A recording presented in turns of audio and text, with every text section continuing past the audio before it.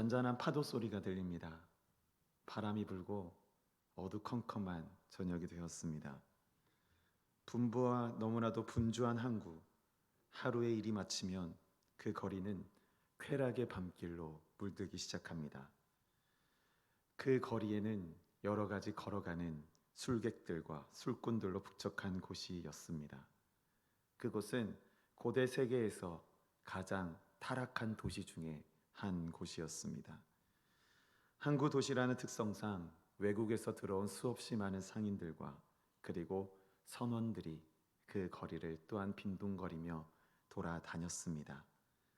또 한편으론 젊은 로마인들이 자신의 기분을 전환하기 위하여 마차를 이끌고 경마차를 몰고 거리를 쏘아다니는 것이 일상적으로 비쳤던 그런 지역이었습니다. 우상을 숭배하는 수없이 많았던 사원들은 엄청나고 크게 화려했고 그 속에서도 겨우 자리 잡아 있었던 그리스도인들의 예배당은 너무나도 누추하고 보잘것없는 것처럼 또한 그런 모양이었을 것이라고 추측합니다. 그 이유는 예배하기 위해 모인 사람들의 대다수가 어리석고 연약하고 미천하며 멸시받는 계층에 속한 사람들이 대다수였기 때문입니다. 그런데 이곳에 있는 그리스도인들의 모습에는 그렇게 미천하고 연약한 사람들이 많이 모였다고 하지만 그들의 모습 가운데는 커다란 특징이 있었습니다. 그들의 얼굴에는 죄로 인해 그늘진 얼굴, 그 표정이 아니라 새롭고 놀라운 기쁨이 충만하게 넘쳐나는 그러한 얼굴을 띠고 있었기 때문입니다. 그 이유는 다른 것이 아니었습니다. 고린도전서 6장 11절에는 이렇게 기록합니다. 너희 중에 이와 같은 자들이 있더니 주 예수 그리스도의 이름과 우리 하나님의 성령 안에서 씻음과 거룩함과 의롭다 하심을 받았느니라. 그렇습니다. 그들이 늘 놀라운 기쁨이 충분히 넘쳐날 수 있었던 이유는 다른 것에 있지 않았습니다. 예수 그리스도의 이름과 그리고 성령 안에서 씻음과 거룩함과 의롭다 하심을 얻었기 때문입니다. 그렇습니다. 이곳은 바로 고린도 교회입니다. 사랑하는 여러분, 여러분께서는 예수 그리스도의 그 사랑과 그 이름과 성령의 능력을 힘입어서 거룩하고 견고한 삶을 살아가고 계십니까? 아니면 여전히 불안정하고 흔들리고 당장 무너지고 깨질 것만 같은 그런 삶을 어쩔 수 없이 살아가고 계십니까? 고린도라는 그 지역도 너무나도 불안전하고 부서지고 깨질 것만 같고 죄로 인해 어둡고 무너질 것만 같은 지역이었습니다. 사도 바울은 2차 여행 중에 에덴을 들린 후 고린도로 향하였습니다. 그가 고린도에 도착했을 때 고린도 지역에 있는 사람들을 바라보며 충격에 빠졌습니다. 그들이 보였던 모습은 죄악상 중에 최고봉을 달리고 있었기 때문입니다. 그가 그 마음을 처음 보고 느꼈던 심정을 고린도전서 2장 3절에는 이렇게 기록하고 있습니다. 내가 너희 가운데 거할 때에 약하고 두려워하고 심히 떨었노라. 천하의 바울의 스펙을 여러분 잘 아시지 않습니까? 군대를 이끌었던 사람이었고 로마인 중에 로마인이었으며 율법에 대해서는 가이능통한 가말리알 문화에 어마어마한 지식을 가진 사람이었습니다. 이제 변화되어서 복음의 능력을 힘입어 고린도를 향하여 나아갔지만 그곳에 넘쳐나는 죄악상으로 인하여 사도 바울은 두려워하였고 심히 떨었노라 라고 이야기를 하고 있는 것입니다.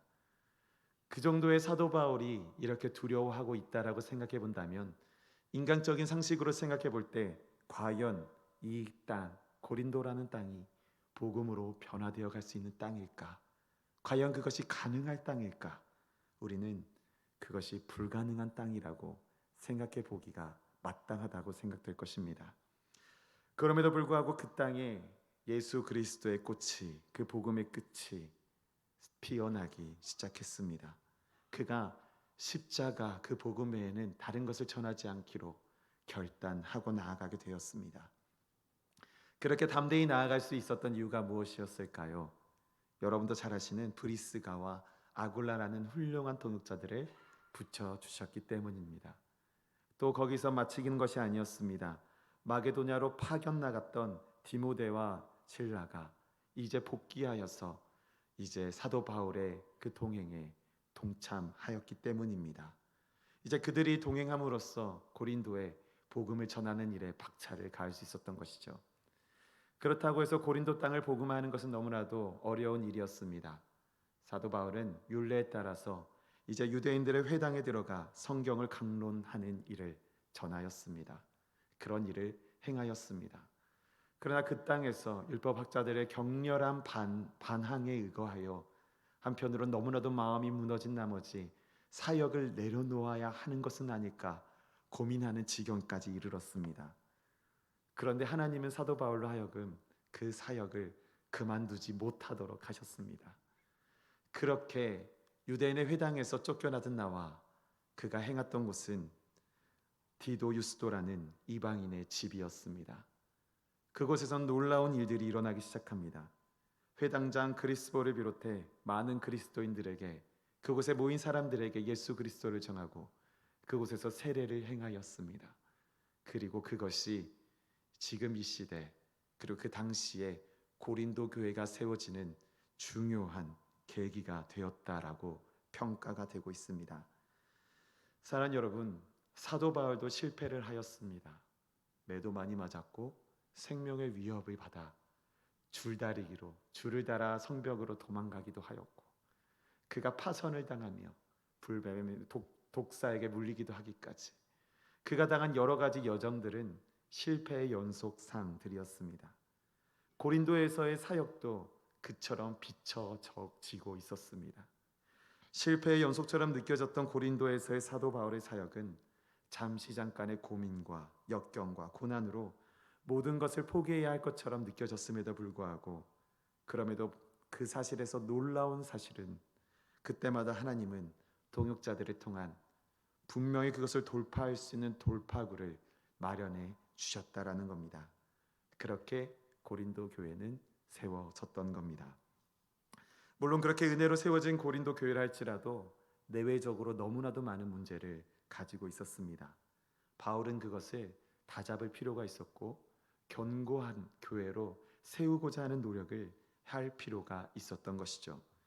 분열되어가는 고린도 교회를 향하여 그들이 성적인 문란과 그리고 비그리스도인 그런 사람들과 같은 너무나도 비참한 행위들, 그리고 혼인의 문제, 우상 제물의 문제, 예배와 관련된 여러 가지 무질서한 행위들에 대한 문제, 그리스도의 부활과 육체의 부활에 대한 그릇된 이해의 문제들, 이 외에도 해결해야 할 문제들은 너무나도 많이 존재했습니다. 이런 문제들을 해결하기 위하여 오늘 함께 읽은 고린도전서 그리고 후서가 기록된 겁니다. 그런데 이상합니다. 오늘의 본문 말씀을 읽어보면은 먼저 말씀드렸던 것처럼 이 고린도라는 지역은 너무나도 타락하고 무질서한 곳이었습니다. 성도들에게도 너무나도 이성적이고 예수 그리스도를 떠난 삶에 전혀 그리스도인 같지 않은 사람들과 별반 다를 바 없는 모습들이 비춰지고 있는 상황이었던 것이죠. 그런데 오늘 본문에서는 칭찬 어린 표현으로 그들에게 문안 인사를 하고 있는 것을 우리는 발견하게 되는 것입니다. 왜 그토록 무너져가는 교회 성도들에게 이렇게 칭찬 일색으로 문안 인사를 할 수 있었는가?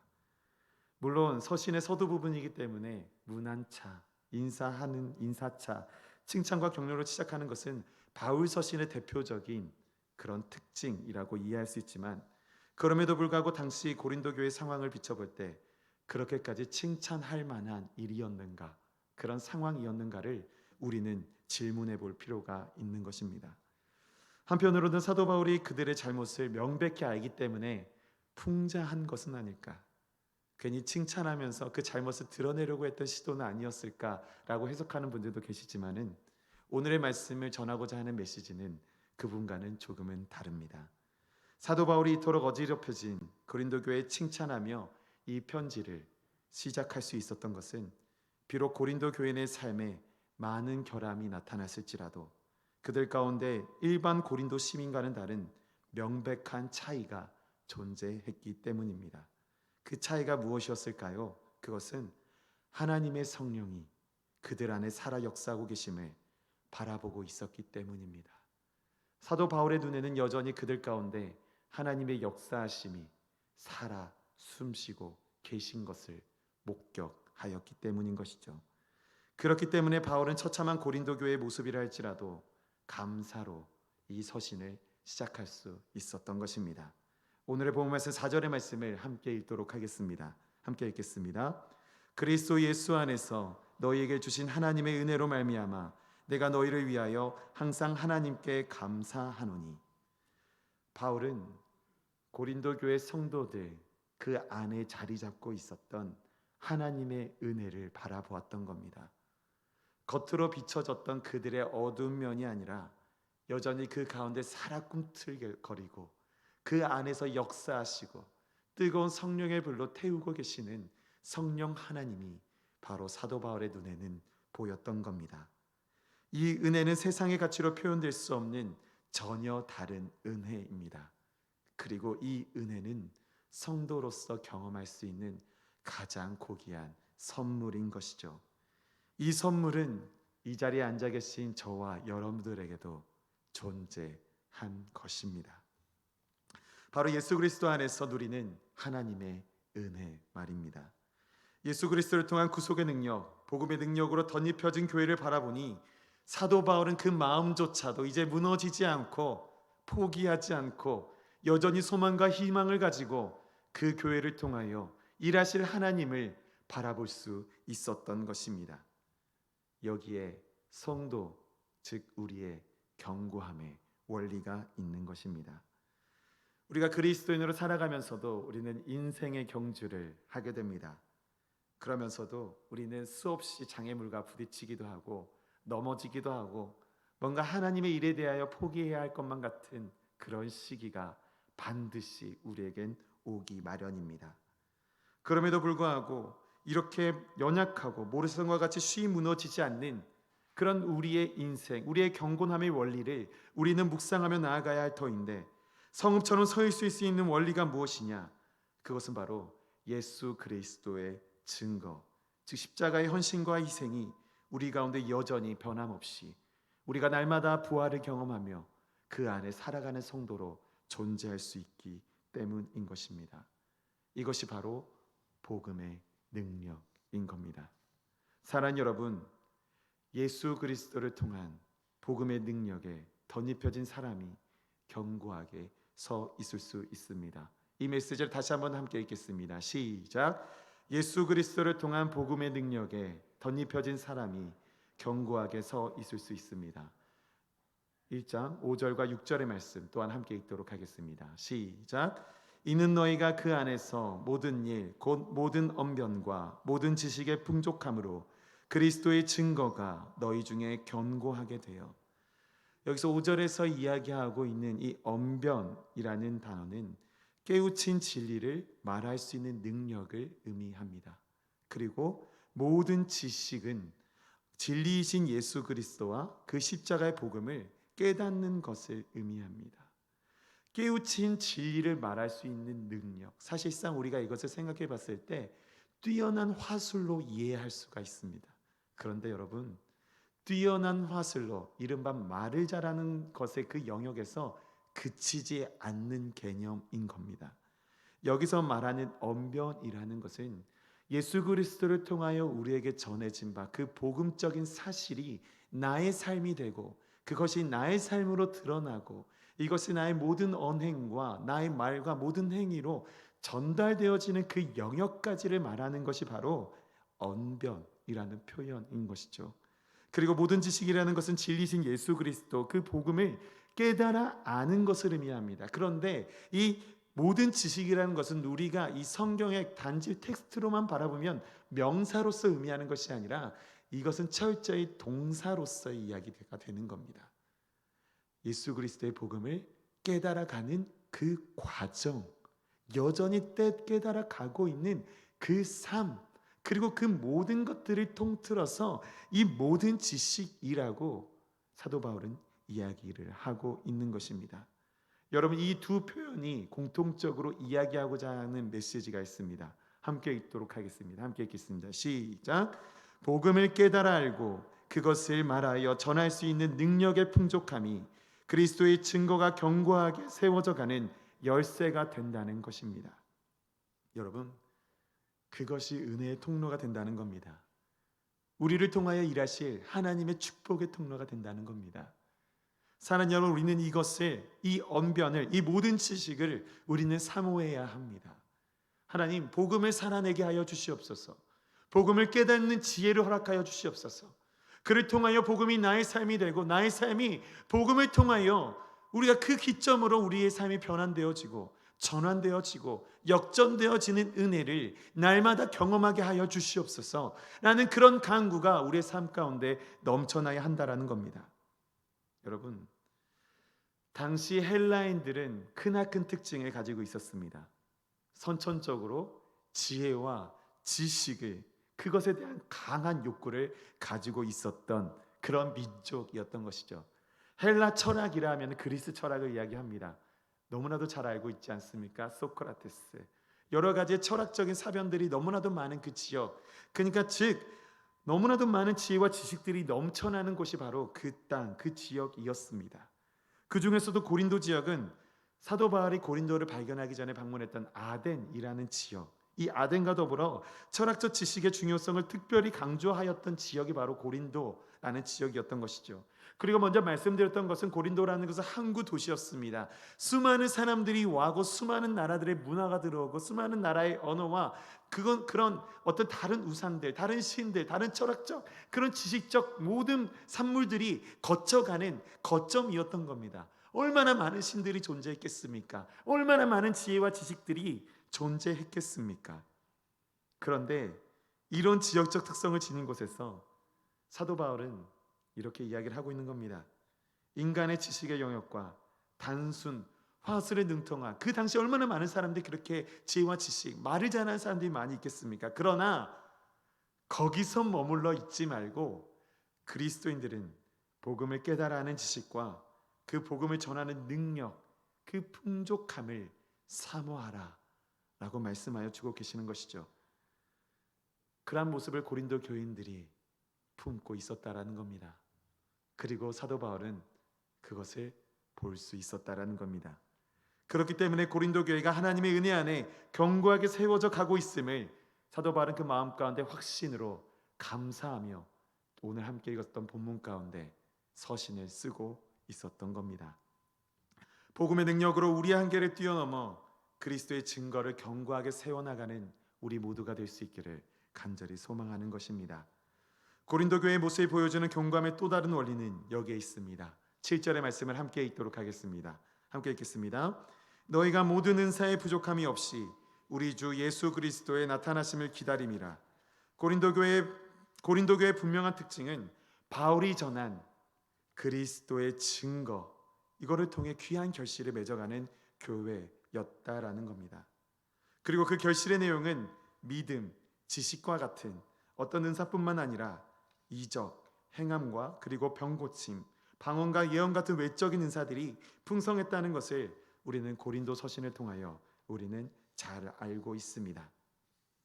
그리고 이 모든 은사의 근본적인 목적은 예수 그리스도의 나타나심에 그 은사의 목적이 있음을 또한 고린도 서신을 통하여 우리에게 알려주고 있던 것이죠. 여기서 나타나심이라는 표현은 헬라어 아포칼립시스라는 단어로 표현됩니다. 이 단어의 의미는 감추인 것을 나타냄이라는 의미를 지니고 있죠. 그리고 즉 오늘 말씀에서 말씀하신 예수 그리스도의 나타나심이라는 것을 의미로 미루어 보아 이 고린도 교회에서는 하나님의 한량없는 은혜로 누리는 은사를 통해 그 은사로 풍성히 살아가면서 장차 감추어진 예수 그리스도의 날, 즉 재림의 때를 기대하며 사모하는 이들이 바로 고린도 교회 성도였다는 사실을 이야기해주고 있는 것입니다. 이것이 견고함의 또 다른 원리인 겁니다. 사랑하는 여러분, 오늘의 8절 말씀을 함께 읽도록 하겠습니다. 함께 읽겠습니다. 시작. 주께서 너희를 우리 주 예수 그리스도의 날에 책망할 것이 없는 자로 끝까지 견고하게 하시리라. 사랑하는 여러분, 견고함의 원리는 다른 것에 있지 않습니다. 우리의 마음과 우리의 생각이 주님께 상달되어 있는가? 그리고 우리의 삶 가운데 예수 그리스도가 살아있는가? 경고함의 원리에 대하여 우리 함께 입술로 고백하며 선포할 수 있었으면 좋겠습니다. 함께 읽도록 하겠습니다. 시작. 경고함의 원리는 사도 바울과 같이 결함 속에 내주하시는 하나님을 바라보는 것에 있습니다. 복음의 능력을 깨닫고 복음에 덧입혀져 살아가고자 하는 용기와 결단에 있습니다. 그리고 장차 드러날 하나님 나라의 영광을 바라보는 믿음에 있습니다. 이것이 바로 우리가 누려야 할, 그리고 짊어지고 살아가야 할, 우리를 경고하게 하실 수 있는 경고함의 원리인 것입니다. 이 복음의 원리가 우리의 삶을 지배하기를 소망합니다. 하나님께서 이 원리를 통하여 우리를 통치하시기를 바랍니다. 그리고 그 속에 살아가고 그 속에 살아낼 수 있는 우리의 삶이 될 수 있기를 간절히 소망합니다. 이 모든 은혜가 우리 가운데 있기를 바랍니다. 기도하시겠습니다. 사랑해 주님 감사합니다. 하나님의 은혜로 저희를 부르시고 날마다 경고함으로 세워주시는 하나님의 은혜를 바라보게 하여 주심에 감사드립니다. 하나님, 우리의 삶이 우리의 결함 속에 부족함 속에 내주하시는 하나님을 바라보게 하여 주옵소서. 날마다 복음으로 덧입혀져 가게 하시고 그리고 장차 드러날 하나님 나라의 영광을 바라보며 그 소망을 품고 하루하루를 살아내며 이겨내는 우리의 삶이 될 수 있도록 주님 역사하여 주시옵소서. 그를 통하여 주께서 주시는 경고함의 원리를 가지고 날마다 우리가 무너지지 아니하며 우리가 성읍이 세워진 것 같이 견고하고 단단한 주님의 자녀로 주의 백성으로 살아가는 그런 능력을 덧입혀 주시옵소서. 주님께 모든 영광 올려드리오며 이 모든 말씀 살아계신 예수님의 이름으로 기도드립니다. 아멘.